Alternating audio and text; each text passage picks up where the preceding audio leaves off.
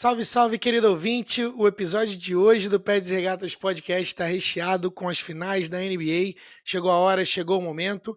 A gente discute muito sobre o legado, quem tem mais a ganhar, quem tem mais a perder, o impacto de CP3 na série, se o Giannis Antetokounmpo é realmente feito de aço. Além disso, a gente fala sobre todos os atores auxiliares dessa série e como ali a batalha de técnicos vai se desenrolar. No final das contas, eu e o Otávio também somos obrigados a fazer previsões no Crunch Time e você não pode perder. Caso você ainda não siga a gente nas redes sociais, @Peds e Regatas, aonde quer que você veja o seu conteúdo, Instagram, Twitter, Facebook e também em todas as plataformas de agregadores de podcast.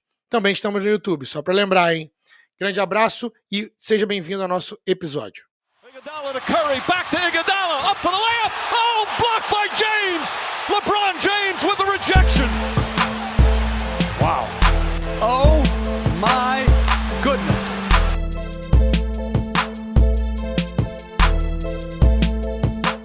Salve, salve, querido ouvinte! Tá começando mais um episódio do Peds e Regatas Podcast e eu sou o Flávio Meirelles. E eu sou Otávio Ribeiro. E hoje a gente vai para um episódio que está recheadíssimo e é o que o fã do esporte, o fã do basquete, o cara que gosta de uma peladinha, gosta e espera o tempo todo, que é as finais da NBA, as finais do melhor basquete do mundo.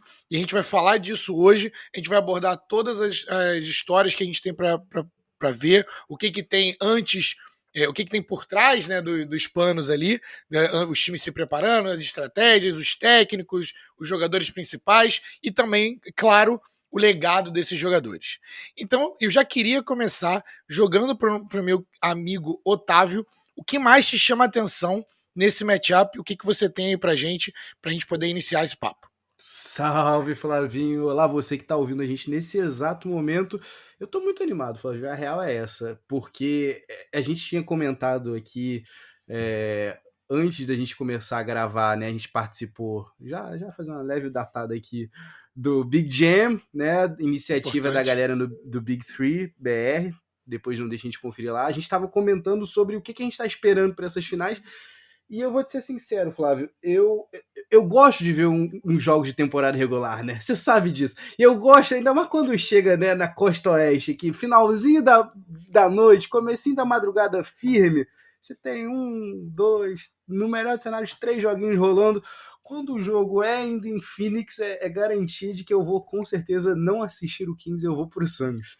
E, cara, Flavinho, temporada regular, outro monstro completamente diferente, mas os dois jogos foram extremamente promissores. Então, para essas finais, eu vou te ser sincero, tá? Eu sei que a galera tá reclamando pra caramba desses playoffs da NBA, eu entendo as lesões, né? São mais de 9 jogadores, né, All-Star, que se lesionaram só durante os playoffs, mas para as finais em si, Flavinho, nos dois confrontos a gente teve 2 vitórias do Suns sobre o Bucks, as 2 vitórias por 1 ponto, sendo que no segundo jogo, o jogo foi para prorrogação.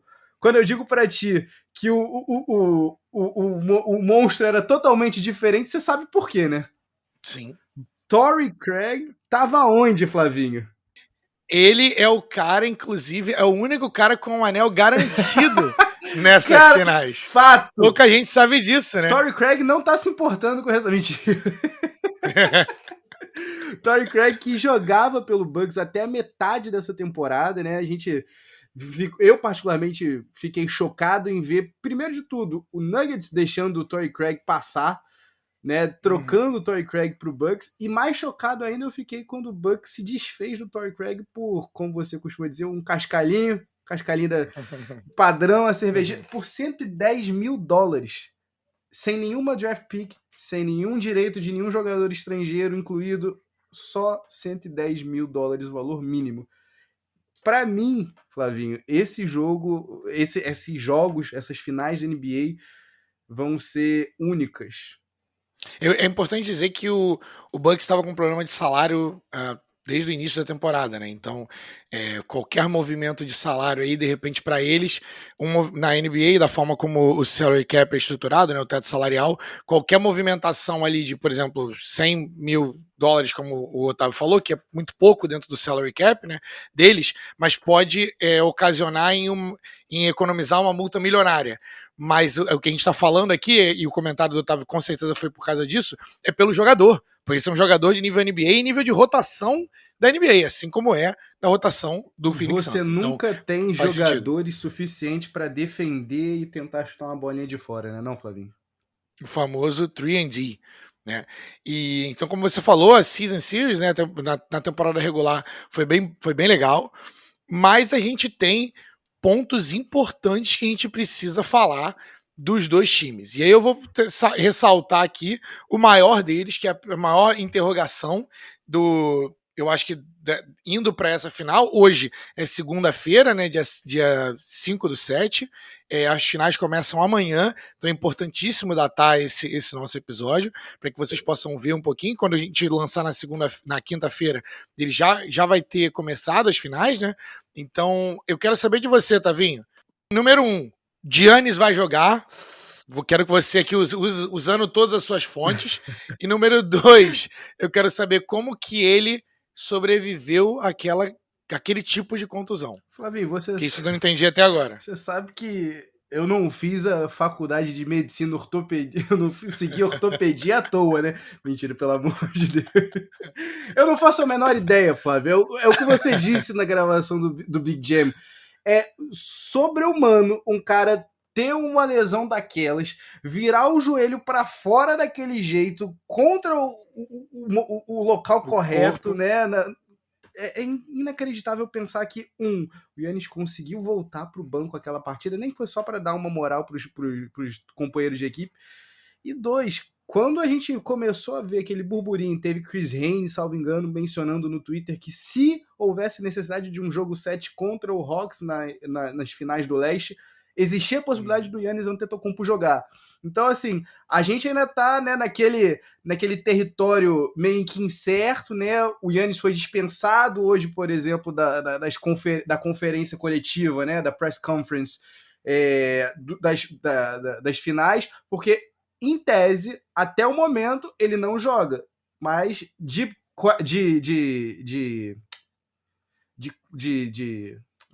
doubtful, ele já tá listado como questionable. Então, assim... Então, de duvidoso tá aparecendo como questionável, né? questionável. Então, e isso é importante dizer, né, que tiveram rumores dele essa semana treinando com bola, o que é um ótimo sinal para a galera do Bucks, mas a gente tem que conter as expectativas, porque, assim, é o jogo 1, né? Se você tivesse que poupar esse cara, o jogo 1 e talvez o jogo 2, dependendo se você de repente empatar ali a série, seria onde você descansaria esse cara para o cara tentar voltar o mais perto de 100% possível. Você descansaria, Flávio? A gente tá falando aqui de 50 anos sem um título, e a gente tá falando do momento. Eu não sei quando é que o Bucks vai ter uma chance como essa que eles estão tendo agora. Você descansaria o Giannis no jogo 1? É muito boa essa pergunta, porque ela é quase filosófica e existencial, né? Porque se você perguntasse para os caras do Golden State Warriors, para a equipe médica do Golden State Warriors, você descansaria o Kevin Durant? Hoje em dia eles falariam que sim. Baita. Mas é o Kevin Durant querendo jogar, ele fala para você, porque o jogador sempre quer jogar, você não vê uma razão médica pela qual seria suficiente, se o cara tá falando que ele tá se sentindo bem para jogar, mas você tem ali o wear and tear, que a gente chama, né, que é o desgaste do músculo, a gente já tá no final da temporada, né? Se você consegue dar um jogo para esse cara de descanso a mais, são aí 3, 4 dias a mais que esse cara tem para se recuperar. Esse cara, importante dizer, que ele não é da mesma espécie que a gente é, né? Ele é um cara 2,10 metros, ele não tem 1 grama de gordura no corpo inteiro. Não é um contador. Forte gigantescamente. Não é um contador. Salve todos os contadores desse Brasil. O Pé de Regatas ama vocês. E esse cara é um dos candidatos a MVP, já foi back-to-back MVPs, e ele é um dos corações do seu time. Então, assim, se você pode dar um jogo a mais para esse cara, eu daria. Eu não startaria ele no jogo 1, tá? Eu entendo o possível valor moral que isso possa ter. O Suns já é mandante. Você, como time, vocês já são maduros o suficiente, porque vocês têm uma galera ali, uma liderança boa em Chris Middleton, o Giannis, o Brook Lopez e o Drew, que sabem que uma série, por exemplo, que seja 2-0, tá? Igual foram com o Nets, a série não tá perdida. Eles têm a confiança de terem batido o Golias desses playoffs, que eram o Brooklyn Nets, depois do Suns ter batido o outro Golias, que eram o Los Angeles Lakers, todo capenga. Então, cara, eles não. Todos eles já se provaram, mas eu acho que se eu sou o Bucks, eu sou a equipe do Bucks. Se é na dúvida, eu dou mais 4 dias pro Giannis de tratamento e volta quando você tiver o mais próximo de 100%. Porque ninguém tá 100% nesse momento. Tá? Então acho que é isso que eu acho. Mas também não fiz faculdade de medicina, né? Importante dizer isso aqui pra gente. Um abraço não só para os contadores, como todos os ortopedistas desse Brasil. E enquanto a gente fala aqui, Flavinho, Giannis Antetokounmpo novamente volta para duvidoso, doubtful. Não sei não, hein? Eu acho que talvez você esteja cantando a pedra certa, hein, Flávio? Foi eles estão chamando, né, de hiperextensão do joelho. Mas assim, se fosse com qualquer outra pessoa, cara, era ligamento cruzado, ligamento lateral. Cara, assim, é muito difícil, pelo menos um menisco ali. E isso não sei eu querendo jogar praga pra cima do cara. É só porque é um feito do ser humano muito muito bizarro ele não ter acontecido nada daquela forma ali, como foi muito feio. Na hora eu falei assim, nossa, sabe esse momento onde você fica. Essa é a definição pra galera muito jovem que nos ouve. Essa é a real definição de cringe. Quando você olha pra uma coisa e fala assim, meu Deus, entendeu? E não essas coisas. Anos 90 não são cringe, só pra poder bater aí. Pois é, café da manhã não é cringe. Isso que é cringe. Inclusive, se você for ver o vídeo do Giannis Antetokounmpo se machucando, é importante dizer, botar aqui um alerta, porque as cenas não são legais, assim. Essa cena, a cena do Paul George se machucando, a cena do Sean Livingston se machucando, cara, não são cenas legais de você ver pra galera que tem estômago fraco. Então, assim, até estômago forte já não é muito bom. Mas, de toda forma, a gente espera que o Giannis volte, porque nós queremos ver bons jogos, né? A gente quer ver um playoff daqueles. Apesar da maioria da galera ter falando, né? Pô, mas muito All-Star se machucou e não sei o que, cara, eu gosto de ver algo diferente na TV. Eu gosto de ver algo que não é o óbvio.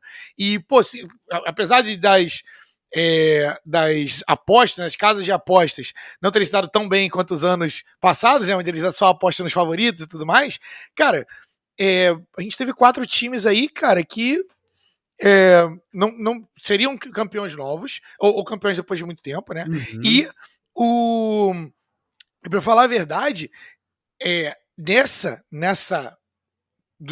todos os jogadores que estão envolvidos ali, é muito legal saber que quem ganhar, independentemente do time que ganhar, pra todo mundo vai ser novo ganharem um anel, sacou? Isso é muito maneiro, porque o esporte é sobre isso. Então, pelo menos um time vai ser um momento único pra todo mundo. Não tem aquele cara que viveu isso já antes e que é o cara que geralmente carrega ali esse brasão de já passei por isso aqui, vem comigo e tudo mais. Então, eu acho que isso adiciona uma outra dimensão para os playoffs. E eu queria, antes de jogar para você de novo, eu queria falar do outro cara, apesar de eu achar que a maior estrela em termos de pontuação e estatística que o Suns vai precisar vai ser o Devin Booker, ele não é o jogador principal do time de basquete do Phoenix Suns.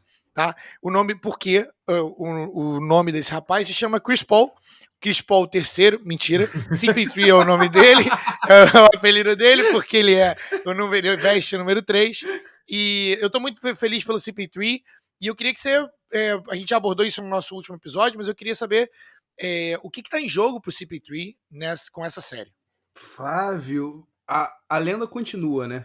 Eu acho que ninguém imaginou.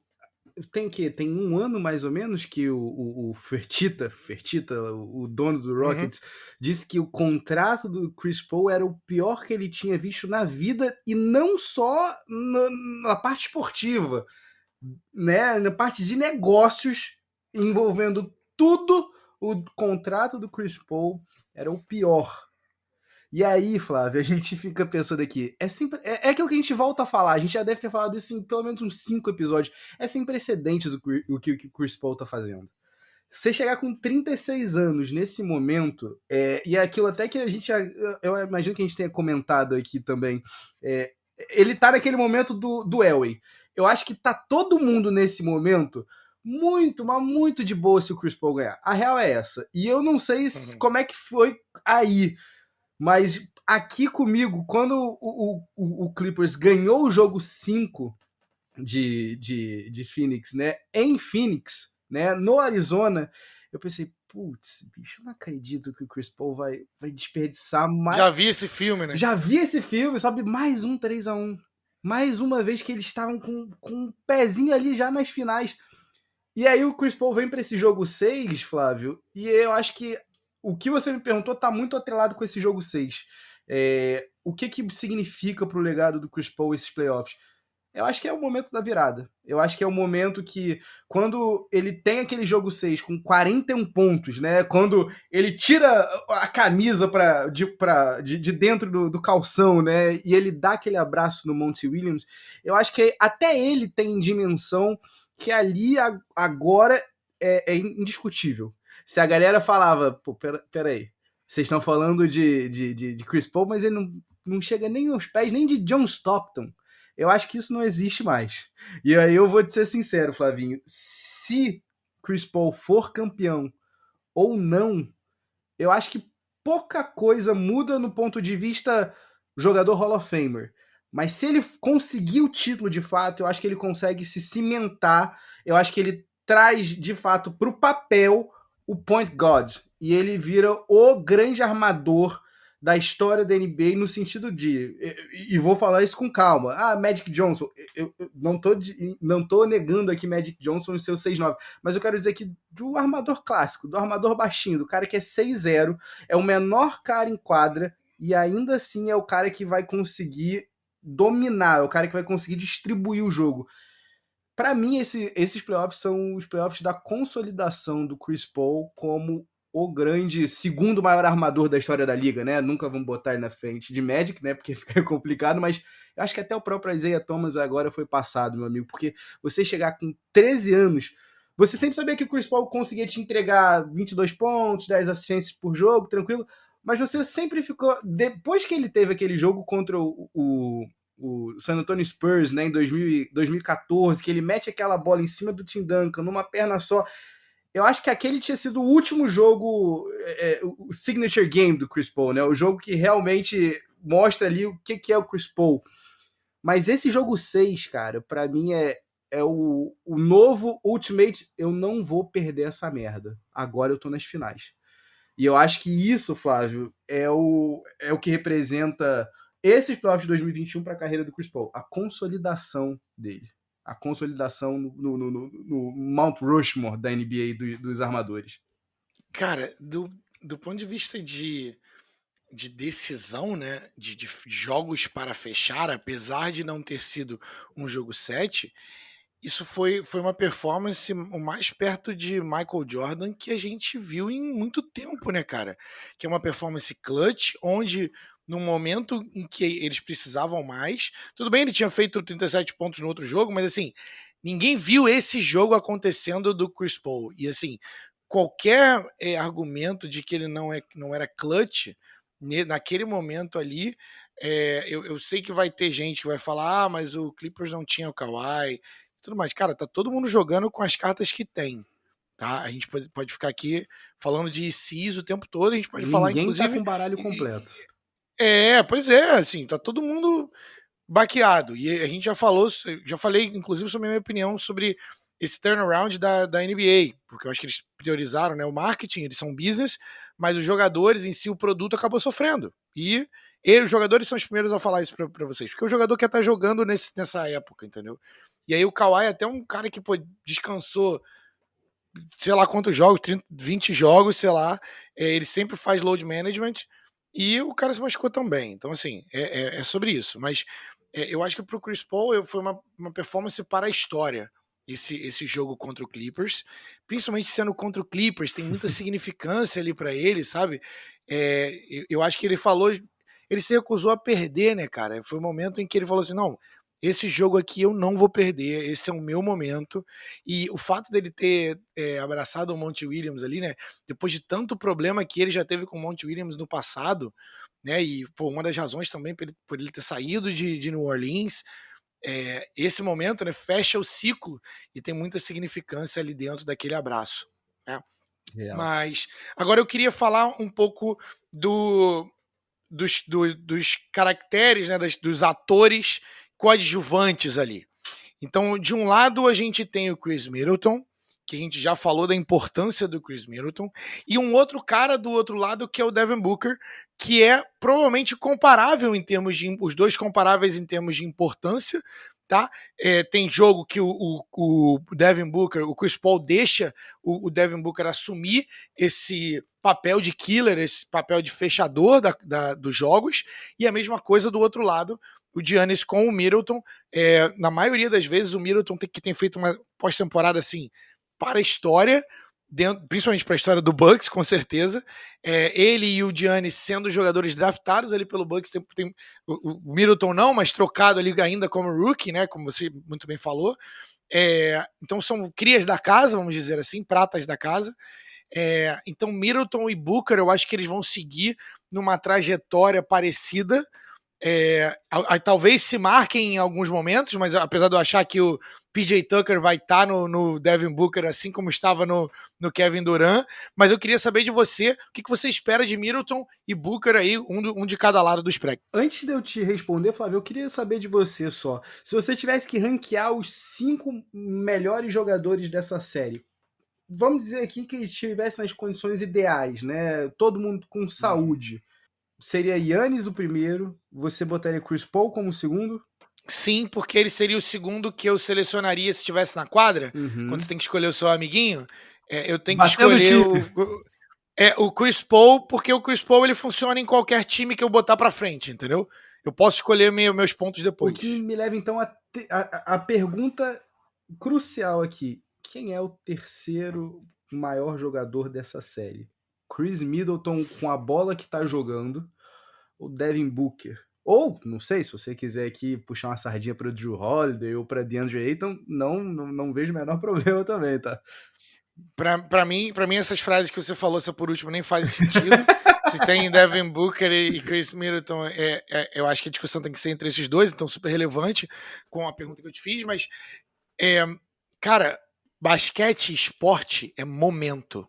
Como peça, como ativo da minha franquia, a escolha correta é Devin Booker. Porque a idade está do lado dele, ou seja, o tempo está do lado dele, ele tem um potencial maior de como superestrela. Porém, o Middleton hoje, sabe, pra galera que joga videogame, né?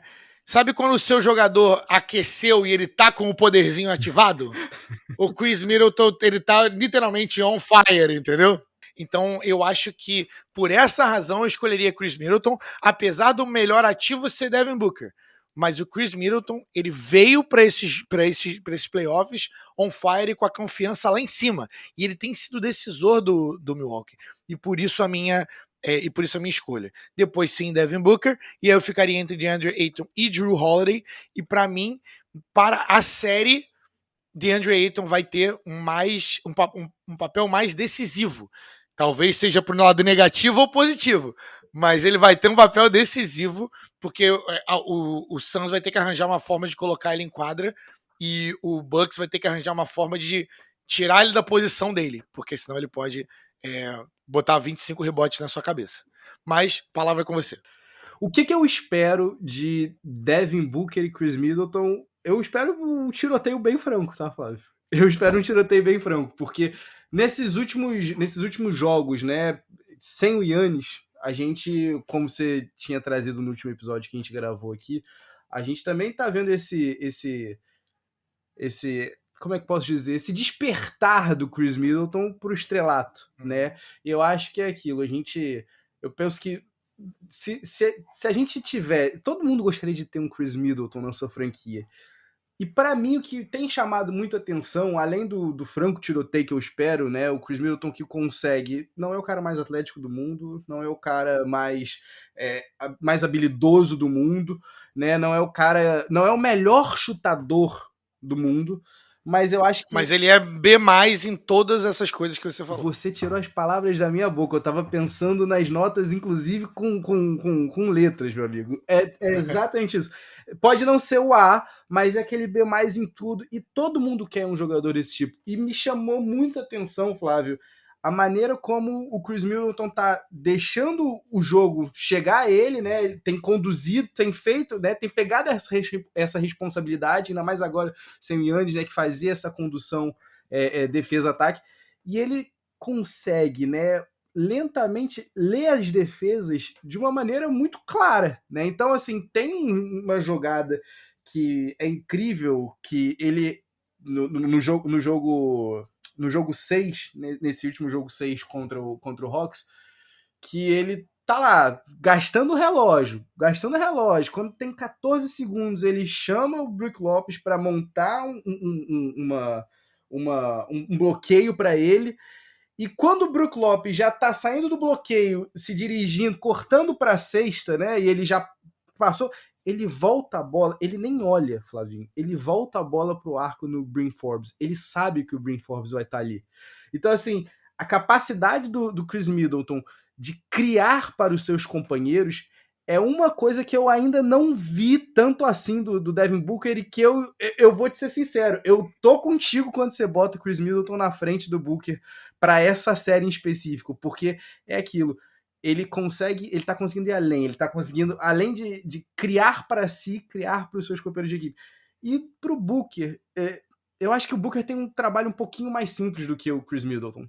Porque quando você tem um cara do calibre do Chris Paul te dando essa segurança, armando para você, setando você aonde você quer estar, para mim o Booker tem o trabalho simplificado nessa. Então, assim, eu espero que, por ter esse trabalho simplificado, Flávio, eu espero que o Booker esteja on fire. Eu realmente espero que ele esteja agressivo, que ele realmente pegue tudo aquilo que ele gosta do Kobe, né? Tudo aquilo que ele gosta do arsenal do Kobe, e que ele bote isso aí para uso, sabe? Tire tudo da caixinha de ferramentas dele, que a hora é essa, Flávio. Então, assim, eu realmente espero boas séries dos dois. Eu não tô pronto para falar contigo daqui 2 semanas e falar, putz, eu queria tanto ver o Chris Middleton ter aparecido nessas finais, porque não vai fazer jus se ele não aparecer. A pós-temporada que ele teve. Aquele primeiro jogo, né, contra o Heat, que ele bota aquela bola ali, né, faltando 0,7 décimos de segundo, né, para fechar e dar a vitória pro Bucks no primeiro jogo contra o Heat, que termina com a varrida, né, do Bucks. Aquilo ali é só o primeiro momento do Chris Middleton falando, ó, cheguei, tá? A festa aqui, ó, tô entrando de penetra. Ninguém queria, mas eu tô aqui. É o nosso Batman sem o Batmóvel. É o Batman sem o Batmóvel. Inclusive, um beijo carinhoso para a Carolina Quintanilha, que adorou a comparação do Batman. Ela também tá querendo saber até agora quem é o Alfred da nossa comparação. É verdade. Então, pra mim, isso tem cara de Brook Lopez. Se você falar Alfred, vem o Brook Lopez na minha cabeça. Pra quem quiser ouvir e entender essa interna, é só procurar no nosso feed, tá? Nosso último episódio, tá? A gente falou um pouco sobre isso. A gente fez uma comparação ali do Giannis ser o Batman e a gente falou do Chris Middleton ser o Batman e sem o Batmóvel, que o Batmóvel era o Giannis. Depois falamos de Megazord. A gente entrou numa seara aí muito louca. Mas agora, já que a gente está desconstruindo, né? A gente foi das principais estrelas para os coadjuvantes. Agora vamos falar do resto do elenco, né? O resto do plantio, do plantel aí da galera. Que é o seguinte, a gente tem algumas peças ali que são auxiliares, né? Do lado do Bucks, a gente tem Jrue Holiday, né, que já foi uma das peças principais e hoje em dia ele está como peça auxiliar nesse time, mas que em momentos ele aparece. A gente tem o Brook Lopez, a gente tem o PJ Tucker, como caras que aparecem, e o Bryn Forbes, do nada, ele pode vir e acertar 9 bolas de 3 do banco, né, em 4 minutos. E do outro lado, a gente tem alguns caras que eu gosto bastante, particularmente, tá, do jogo deles. Tá? A gente tem o DeAndre Ayton, como a gente já falou, que é um cara que tem tido uma pós-temporada muito boa, superando expectativas, né? Dominaton. A gente tem Jay Crowder, que é um cara que vai marcar sempre o melhor jogador, e um cara que particularmente eu gosto muito, que é o Mikal Bridges, já falei aqui. Ele é um cara que muito completo, ele é bem parecido ali com o Chris Middleton no sentido de fazer muitas coisas bem. Tá? Eu acho que as habilidades dele são um pouquinho diferentes, porque o Middleton ele é mais scorer do que o Mikal Bridges, mas o Mikal Bridges também tem capacidade de chutar 40%, 50% da bola de 3 numa série, tá? se necessário for. Então, eu queria que você desse pra gente aí, não precisa falar sobre todo mundo, mas quem dessas peças que te chama mais atenção, e se tiver alguém que eu não falei, também vai que vai. Eu penso, na realidade, Flávio, que o conjunto do Suns me atrai mais. Porque eu consigo, apesar da gente não ter uma figura, né, de um pivô reserva pro Ayton, né, eu acho que o time do Suns tem mais armas, tem mais defensores. Você sabe que daquele time ali do Suns, nas alas, você ter Jay Crowder, Mikal Bridges e Cam Johnson, você tem 3 caras ali que são bem confiáveis, né? Que você pode botar eles ali para marcar o ala do time adversário sem se preocupar no sentido de é claro que não tem gente que você não consegue parar, né? O melhor jogo do PJ Tucker contra o Kevin Durant marcou o quê? 35 pontos? Mas é aquilo, é você dificultar pelo menos. Impedir que ele faça 80. Exato, né? É isso. É exatamente isso. Então, assim, eu imagino que sem o Giannis Antetokounmpo pro jogo 1, a gente vai tornar a ver o Bobby Portis, né, no time titular. Mas eu gosto do Portis justamente como jogador de banco, justamente para trazer aquela energia, para trazer aquele motor, né, para ser o cara que vai brigar pelos rebotes ofensivos. O Bucks, né, se aproveitou demais da tábua, né, a gente até tinha conversado aqui, eu estava vendo a quantidade de segundas oportunidades que o Bucks teve na série contra o Hawks estão muito ligadas a você ter o Capela tendo que ficar ou no Brook Lopes afastado ali do garrafão, ou quando o Bucks entrava no super small ball com o PJ Tucker ali no corner 3. Então isso possibilitou os Pat Connaughtons da vida, o próprio Chris Middleton, o próprio Jrue Holiday entrarem no garrafão adversário e falar, não, tá tranquilo, isso aqui, a bola vai voltar pra gente. Então, assim, com o Bobby Portis jogando no time titular, precisando jogar mais minutos, eu acho que isso expõe as deficiências dele, principalmente na defesa. Então, assim, o banco do Bucks, que por mais que tenha trazido aí no jogo 5, 29 pontos, né, não acho que tenha a mesma competência do time do Suns. Eu acho que você foi bem nos jogadores que você gosta, não tem como não gostar do Mikal Bridges. E eu acho que assim, é fantástico, Flávio, a gente reparar que o Monty Williams confia em todos os caras que ele tem no elenco. Né? A gente sabia que o Jeff Teague estava no final jogando alguns minutos na série contra o Hawks, porque o Jeff Teague tem um longo histórico com o coach Budenholzer, né? E por vários momentos a gente ficava, será que é certo o Jeff Teague tá tentando infiltrar? É sério que ele tá tentando realmente definir por ele mesmo? E a gente não pensa isso quando, por exemplo, no jogo 3, não, no jogo 2, né, das finais do Oeste, antes do Suns concluir o jogo com aquela ponte aérea maldosíssima do Jay Crowder por DeAndre Ayton, a bola que resulta naquele fundo bola é uma bola que o Mikal Bridges, que estava com 5 arremessos tentados na noite, tendo convertido só 2, não tendo convertido nenhuma bola de 3, a bola final daquele jogo estava indo para ele. E é aquilo, o Monty Williams tem muita segurança no que ele tem, é o que você falou, ele não é o scorer do Chris Middleton, mas ele não tem a preocupação de arremessar. Ele sabe que ele tem a luz verde quando necessário. E assim, para mim, esse time do Suns, Flávio, eu queria inclusive saber de você, se para ti tem mais caras também que você gostaria de ver campeões, tá? Porque é um elenco bem maneiro, cara. É um elenco bem maneiro. Eu gosto disso, né? Eu já tô do lado do Suns, assim, eu quero muito estar do lado do Chris Paul na história, porque eu torço por esse cara, tenho esperado por esse momento há muito tempo. Eu já acompanhei a carreira do Chris Paul inteira, assistindo NBA, e isso é uma parada que diz que a gente tá ficando velho mesmo. Mas, cara, tem mais caras que dá para você torcer para ganhar um título, né, do lado do Suns. Isso também é um argumento. Cara, uma coisa que eu não falei, né? Você falou que eu fiz um bom trabalho, eu esqueci de um cara muito importante e que ganhou muito dinheiro nessa pós-temporada, que se chama Cameron Payne. Um cara que estava fora da liga. Ele foi draftado, tá? De Murray State. Mesma universidade do Ja Morant. E do Isaiah Cannon, sempre vão falar o pioneiro. Do Isaiah Cannon, o pioneiro. E aí, eu achava, eu tava assim, tinha fichas apostadas de ações do Isaiah Cannon. Em alguma linha do tempo deu certo, Flávio. Eu te garanto. Exatamente. Para quem quiser procurar, né, que sei que vocês gostam de procurar, né, Isaiah normal, Canaan, que C-A-N-A-A-N. Cannonball. Se pronuncia Canaan. E o cara, pô, na universidade o cara era absurdo. Chutava de tudo quanto era lugar. E eu achava que ia dar certo na NBA. Não deu, mas deve estar jogando aí por aí, não sei onde é que ele tá hoje.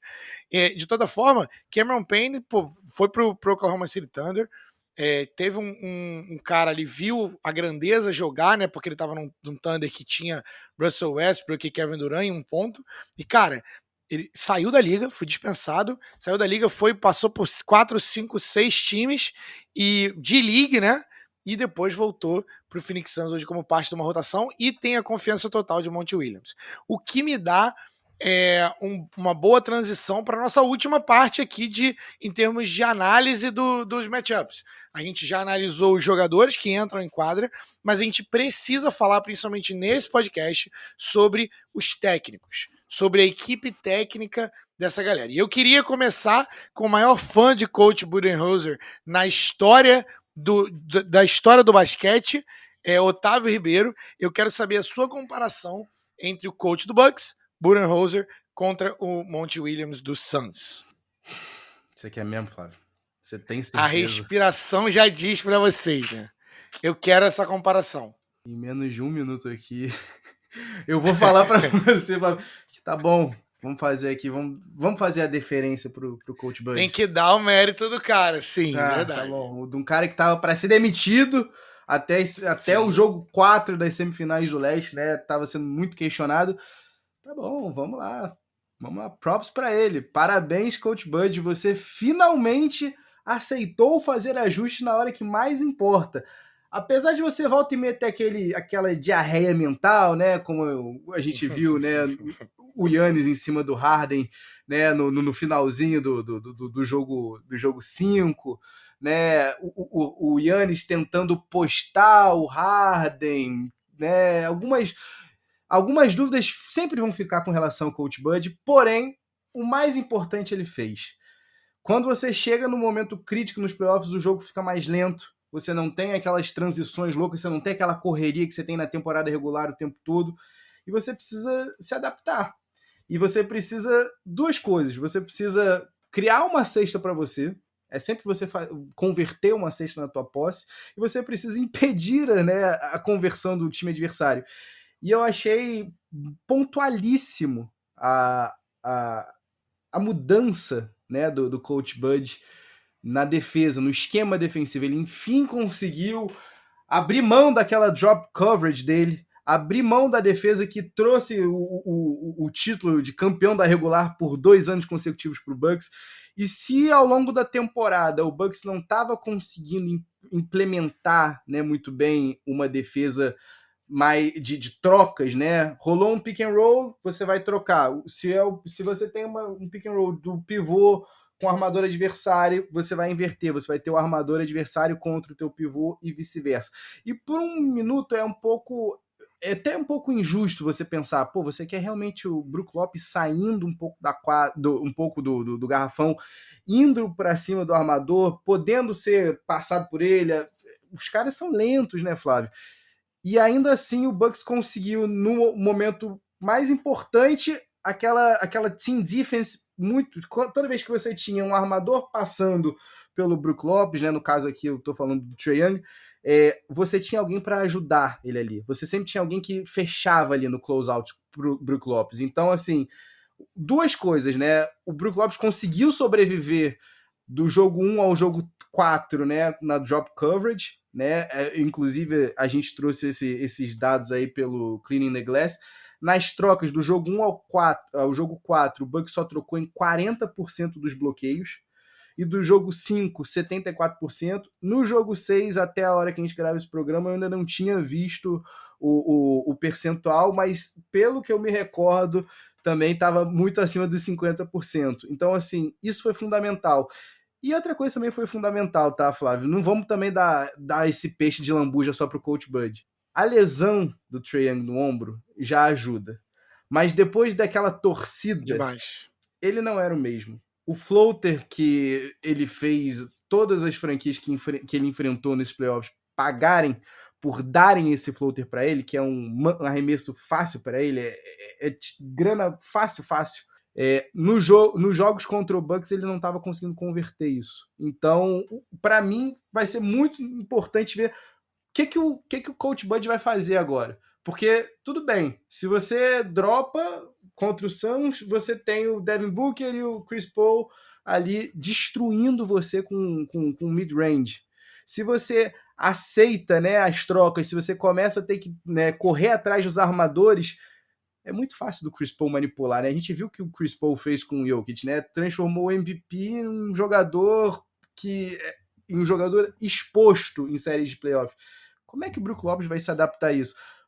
O que você acha? Qual é a saída, Flavinho, para você, para o Bucks? O que o Bucks precisa fazer defensivamente para conseguir limar as ações do Suns?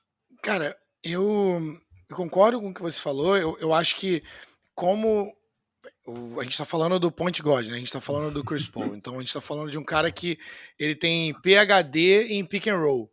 Então se você for tentar alguma coisa, não existe nada que ele não tenha visto. Então, no mínimo, faz sentido você tentar ver o que ele vai fazer primeiro e torcer para que ele não esteja num dia inspirado de bola de 3. Então você vai ter que dar alguns passos ali para ele, porque se você tentar correr atrás dele, do Cameron Payne e do Devin Booker, eles vão te matar ali naquele pick and roll de small ball ali, entendeu? Porque eles vão trocar, todo mundo sabe mexer com a bola, todo mundo sabe rodar, entendeu? Se eles forem de small ball, eu acho que pode ser um ajuste aí que o Monty Williams, que a gente ainda não viu ele ser feito, porque a gente está fazendo o staggering, que a gente chama, né? Colocando o campaign quando o Chris Paul vem. Só que quando eles três jogam, eles também jogam com o Devin Booker de 3, o campaign de 2 e o Chris Paul de 1. Então, em raros momentos, vocês reparem quando vocês estiverem assistindo o jogo, quando isso acontece, é um ataque da Hydra, porque são 3 caras que conseguem mexer com a bola e o início do ataque pode vir de qualquer lugar. Quando o Chris Paul tá com a bola, geralmente o ataque se inicia dali e geralmente termina em um Devin Booker, termina em uma bola de 3, que é o que ele quer fazer, né?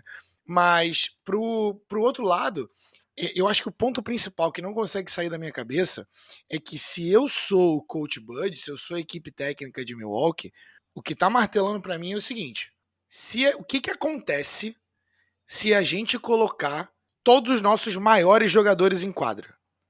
Se eles forem de Brook Lopez, se eles forem de Giannis Antetokounmpo, se eles forem de Chris Middleton, se eles forem de Jrue Holiday, se eles forem de PJ Tucker.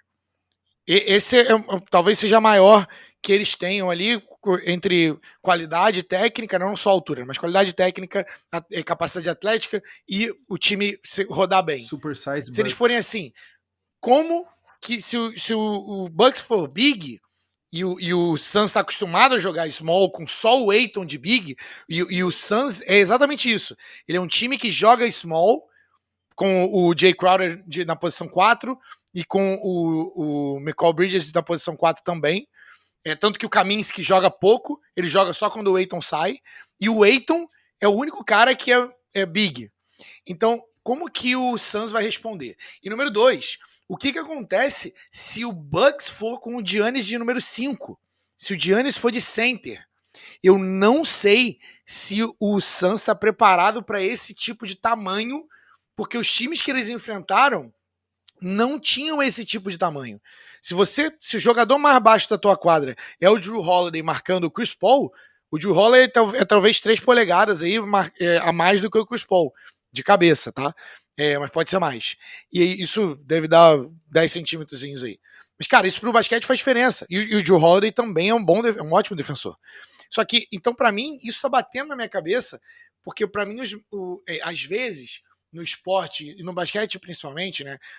Às vezes o time tá bem, e você bate de frente contra alguém que tem o teu número, contra alguém que tem o que a gente chama de matchups, com alguém que casa muito bem marcando com você. É por isso que às vezes, times que estão arrebentando, eles do nada eles tomam um susto que um time lá do interior sei lá, do sul bateu de frente com você na Copa do Brasil, por exemplo. Porque os caras estavam com gana, os caras bateram de frente e pro teu time não foi um casamento legal o confronto. E eu acho que eu vejo um pouco disso com o Suns e com o Bucks. Por isso que eu vejo que o Bucks, em termos de tamanho, tem uma vantagem legal nessa série. O problema é esse. O problema agora é esse aqui. Se a equipe técnica do Bucks, e o nome do cara é o coach Budenholzer, se ele vai ser flexível o suficiente para se adaptar dentro do jogo e se adaptar a jogar de uma forma diferente, de uma forma não esperada e que ele não tenha treinado, porque o Coach Bud gosta das coisas que ele treinou, ter repetição e tudo mais. Então, assim, por um lado, a gente não tendo o Giannis, né?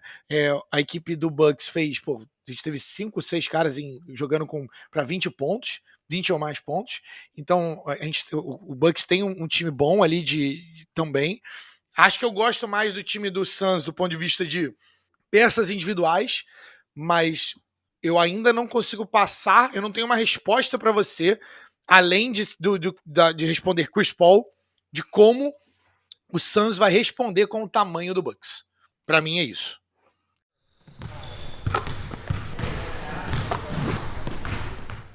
E aí, passando para o nosso próximo ponto aqui, a gente falou sobre os X's and O's, né? A gente falou sobre matchups e as trocas nos pick and rolls ali, mas eu queria falar um pouquinho sobre aquilo que tá fora, né? Aquilo ali que são mais curiosidades, né?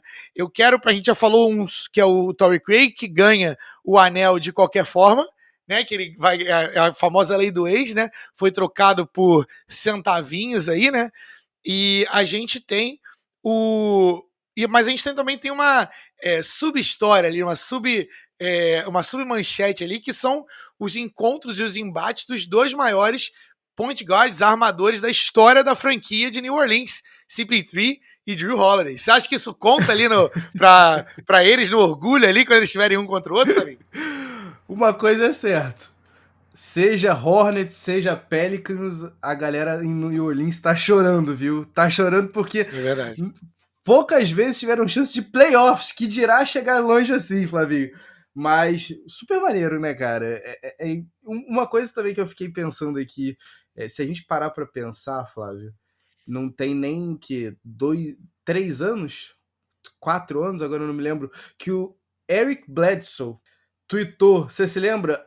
I don't wanna be here. Disso. Ele não queria estar lá. E aí, olha que louco.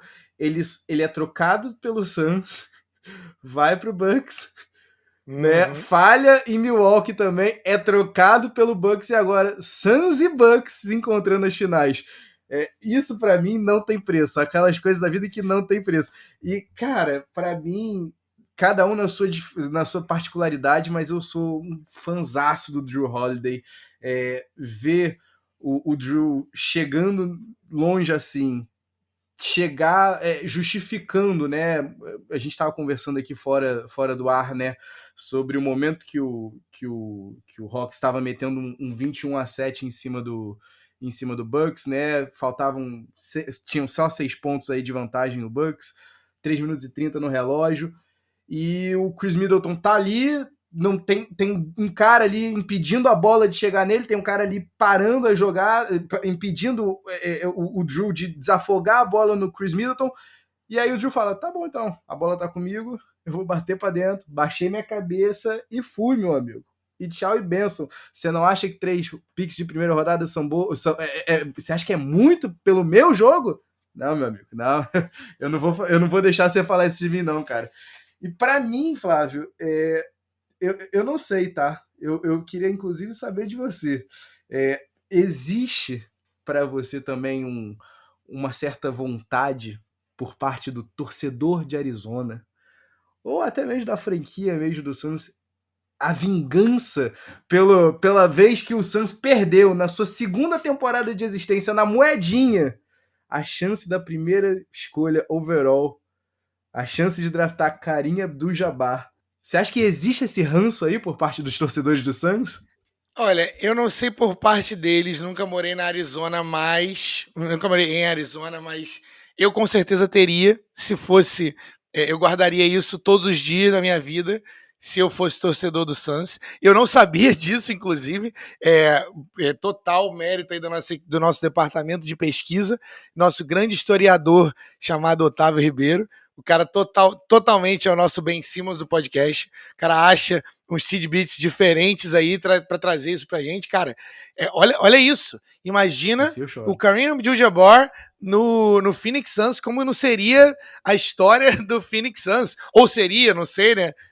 Não sei se a disfunção da histórica gerencial aí do Suns iria se sobrepor, mas com certeza o Kareem Abdul-Jabbar com a camisa do Suns seria no mínimo inusitado. Então com certeza eu acho que tem ali a questão histórica, mas você também fez uma comparação, né, cara, que eu achei muito legal, que é do Chris Paul e o John Elway, né, que é uma das maiores estrelas aí do futebol americano. Não sei se quem conhece, quem não conhece, mas procurar um pouquinho sobre o cara, mas ele foi dos primeiros, ele foi o primeiro pick, né, do draft. Ele era o cara que tinha um braço abençoado, mas ele é um cara que chegava, batia da porta e não ganhava. O que você pensou aí, cara, quando você falou, quando você pensou dessa comparação? Eu pensei nisso, Flavinho, porque tem alguém, você conhece, seja sincero, você conhece alguém que odeia o Chris Paul e fale, não, tomara que o Chris Paul fracasse nessas finais, porque eu não conheço. É quase que uma unanimidade. É a narrativa que a gente sempre gosta. Quando não é a narrativa do time que ninguém acredita, quando não é a narrativa do time que tá buscando ser campeão invicto, é aquela. Não, acho que tem poucas narrativas que são tão agradáveis para um fã casual da NBA, um cara que nem torça pro Suns nem torça pro Bucks. É fácil você se apegar nessa história do cara velho que tá ali na reta final. Se é que a gente pode chamar isso de reta final, né, da carreira do Chris Paul. 41 pontos no jogo 6. Exato, né? Quem tá em descendência não faz um jogo 6 desse, né, Flávio? Então, assim, em 97, quando o Broncos chega ao Super Bowl, né, e ganha daquele time do Packers, inclusive atual campeão, né, em 97 da NFL, né, laureado com o Super Bowl, com o Vince Lombardi depois de tanto tempo.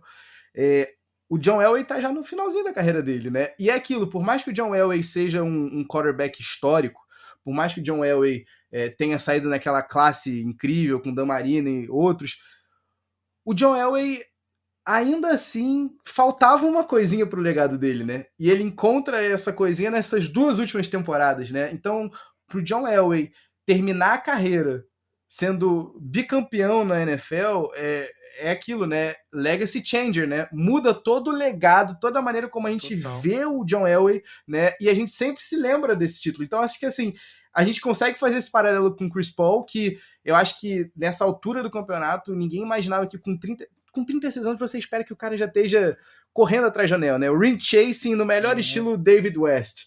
Só que não, o Chris Paul tá com 36 anos e ele é o cara desse time, ele é o dono, ele é o patrão de fato desse time, né?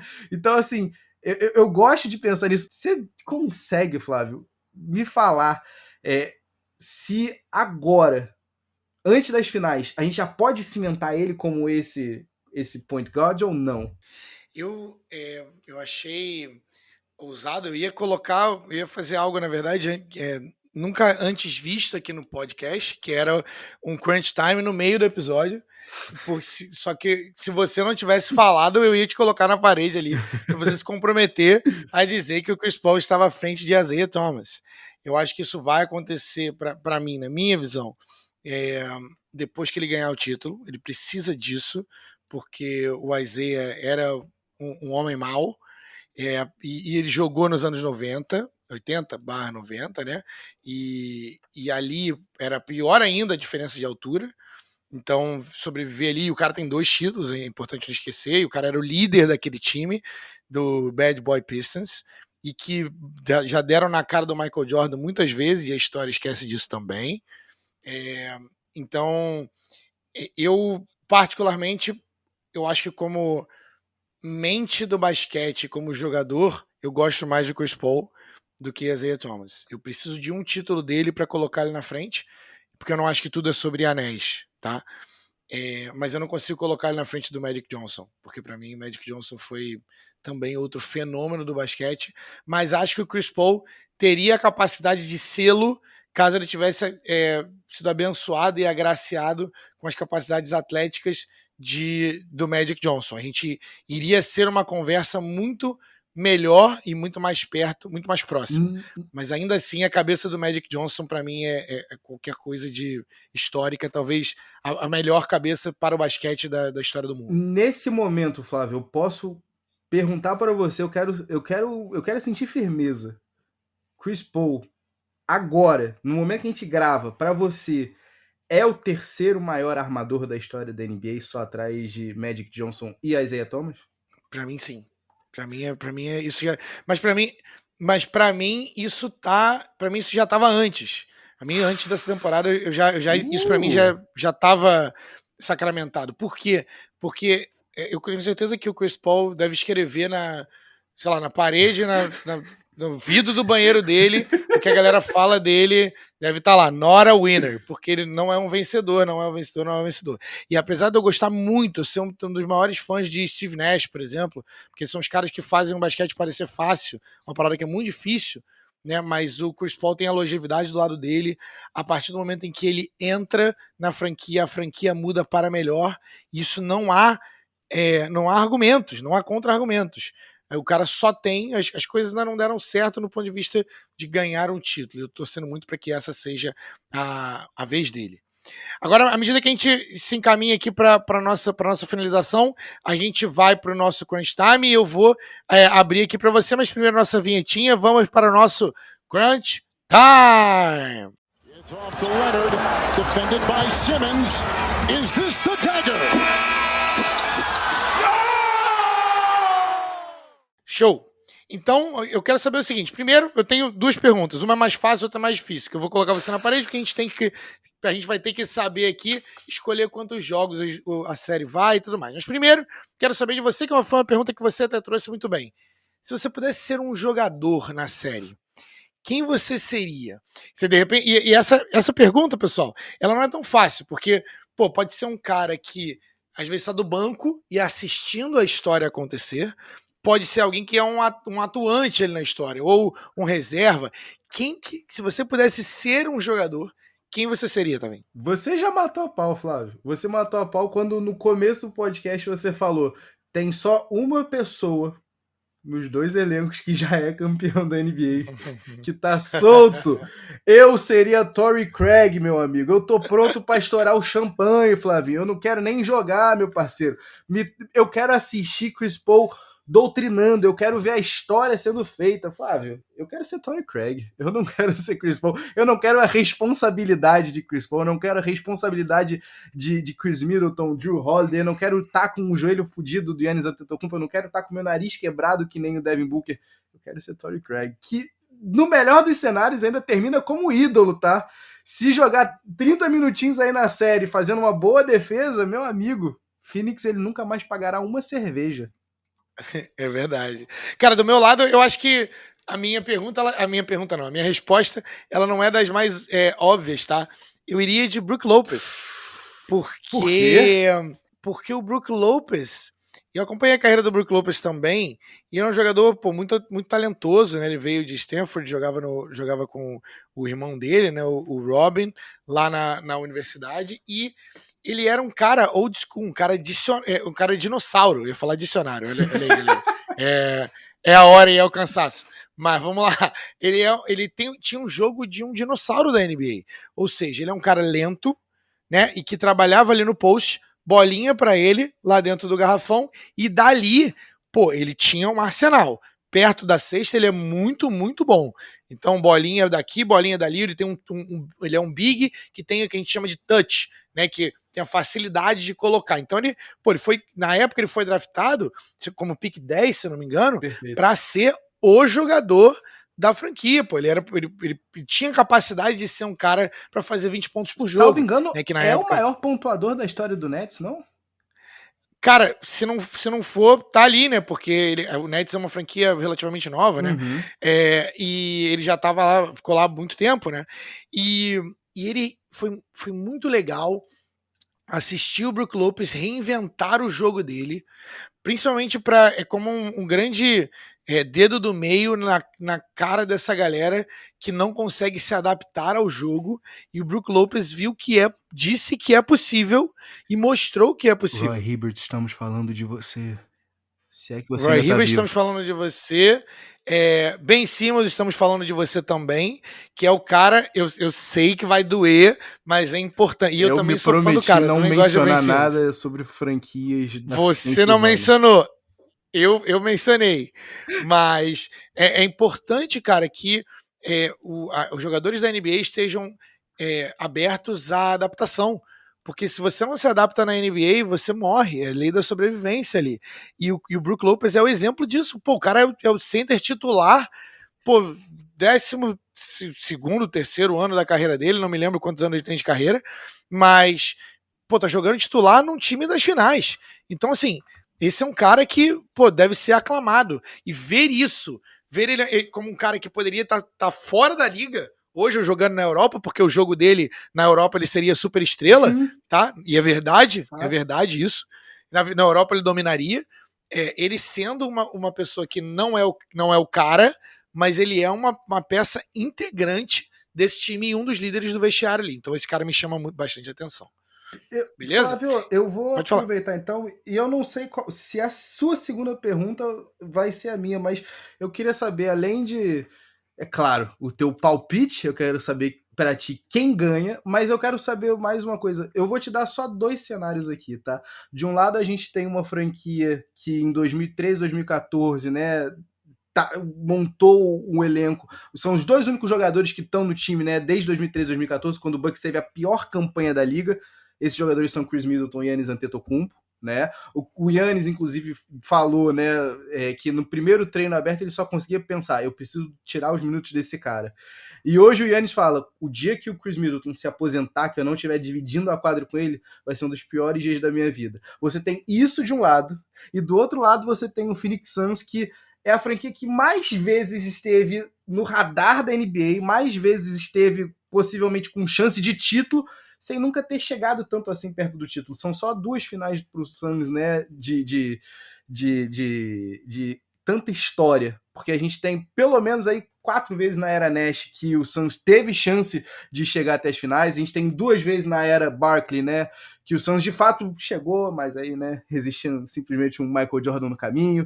São 2 vezes na era Kevin Johnson, Tom Chambers, e também, por que não falar que o Jeff Hornacek também era dessa época, são 3 vezes na era do Westphal e Walter Davis. Então, assim, para uma franquia que começou a sua história na liga perdendo um cara ou coroa e a possibilidade de ter Kareem Abdul-Jabbar e no seu lugar drafta com a segunda escolha o Neil Walk, que é um pivô que joga 5 anos só pela franquia, com médias de 12 pontos por jogo, 7 rebotes por jogo, números bem safados, né? Vamos dizer assim, bem inexpressivos.